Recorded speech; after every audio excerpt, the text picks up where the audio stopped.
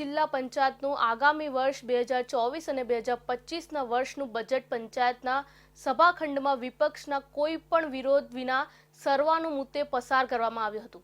1 કલાકની સામાન્ય સભામાં પ્રમુખે 1198.13 કરોડ રૂપિયાનું બજેટ રજૂ કરી પોતાનું નિવેદન આપ્યું હતું, જેના વિપક્ષે પણ કોઈ પણ વિરોધ કે ચર્ચા વિના મંજૂરી મહોર મારી હતી। નવસારી જિલ્લા પંચાયતની મળેલી બજેટ સભામાં પ્રમુખ પરેશ દેસાઈ, ટીડીઓ પુષ્પલતા તેમજ હિસાબી વિભાગના અધિકારીઓ અને પંચાયત સભ્યોની ઉપસ્થિતિમાં મળી હતી, જેમાં આગામી વર્ષનું બજેટ સહિત અન્ય કામોને રજૂ કરવામાં આવ્યા હતા।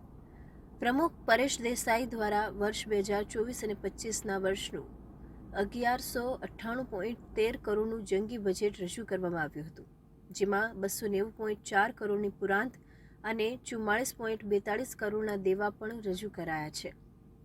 બજેટ વિશે ટૂંકમાં માહિતી આપતા પ્રમુખ પરેશ દેસાઈએ જણાવ્યું કે આગામી વર્ષના બજેટમાં સ્વભંડોળ વધારવા માટેના આયોજન કરવામાં આવશે। સાથે જ જુદી જુદી વિકાસલક્ષી યોજનામાં પણ જિલ્લા પંચાયત દ્વારા બજેટ ફાળવવામાં આવ્યું છે, જેમાં વિકાસલક્ષી કામો માટે 3.25 કરોડ રૂપિયા, સ્વચ્છ નવસારી માટે 1 કરોડ રૂપિયા, પોષણ માટે 2.36 કરોડ, જાહેર બાંધકામ માટે 2.15 કરોડ, સિંચાઈ માટે 1.50 કરોડ, ખેતીવાડી માટે 1.32 કરોડ, શિક્ષણ માટે 93 લાખ રૂપિયાની જોગવાઈ કરવામાં આવી છે। સાથે જ ખેડૂતોને પડતી સિંચાઈની સમસ્યાના નિવારણ માટે ચેકડેમ બનાવવાની યોજના બનાવવામાં આવી છે। વાંસદાના વાટી ગામે વર્ષોની પુલની માંગને પણ આ વર્ષે પૂર્ણ કરવાના પૂરા પ્રયાસો કરવામાં આવશે।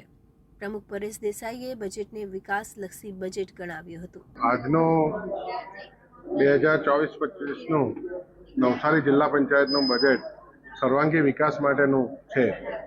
આની અંદર અમે જુદી જુદી યોજનાઓ માટે બજેટની ફાળવણી કરી છે। એમાં ઉપરથી તમને નજર નાખીએ તો વિકાસના કાર્યો માટે અમે 325 લાખ રૂપિયાની જોગવાઈ કરી છે। સ્વચ્છ નવસારી યોજના અન્વયે 100 લાખ રૂપિયાની જે જોગવાઈ કરી છે। આરોગ્ય ક્ષેત્રે તેમાં પણ ખાસ કરીને આયુર્વેદિક સર્વ રોગ નિદાનને માટે 15 લાખ રૂપિયાની અને કુપોષણના દર ઘટાડવા માટે અમે 10 લાખ રૂપિયાની અલગથી જોગવાઈ કરી છે। આ સાથે અમે સામાજિક ન્યાય ક્ષેત્રે પણ 15 લાખની જોગવાઈ કરી છે।